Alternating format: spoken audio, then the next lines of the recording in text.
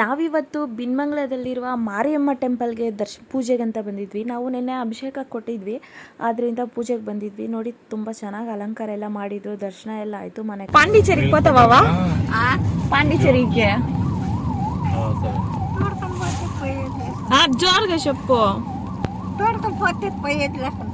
అవాడేం తెలుసా నీకు ఇష్టమైన పాండిచేరికి పోయేకే?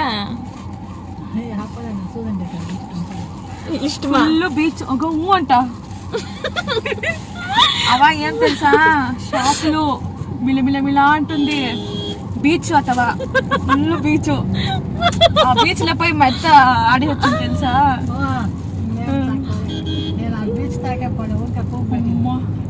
ಗೈಸ್, ನಮ್ಮ ಅಜ್ಜಿನ ಪಾಂಡಿಚೇರಿಗೆ ಅಂತ ಕರ್ಕೊಂಡು ಹೋಗಿಯಾರ.